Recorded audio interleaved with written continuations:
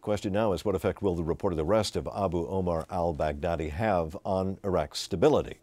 For more on that, we turn to Michael Wahid Hanna, an expert on international security matters with the Century Foundation here in New York. Good to have you back.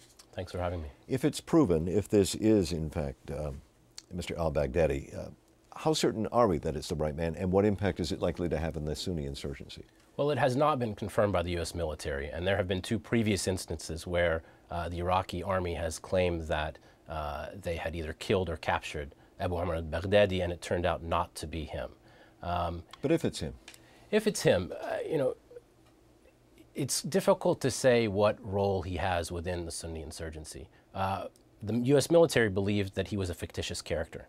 And so if in fact it is him, it's an interesting sort of turn of events, but it will also depend on what valuable intelligence he has to give to U.S. forces and Iraqi security forces. And so it's a bit of an open question, but I think more importantly, it's important not to focus so much on individuals. The Sunni insurgency was a broad movement, and it was not affected radically when Abu Mus'ab al-Zarqawi, who was a key figure in al-Qaeda in Mesopotamia, was killed by American forces. So I think it's important to realize that individuals, while they could be important figures within the broader movement, are perhaps not the main drivers of violence in Iraq. Issues tend to be the drivers there. Absolutely. And we're talking about such as a resolution to the awakening councils there, trying to figure out how Sunnis fit into the government?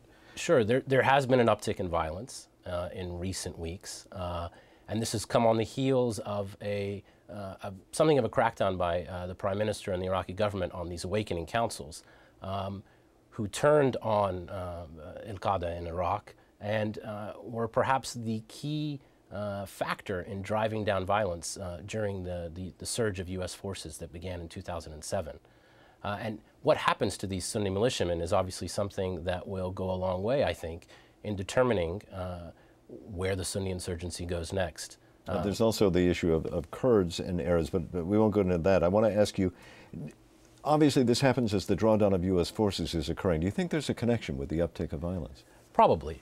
You know, I think the insurgency, it should be mentioned that security levels are at their most outstanding levels in many years.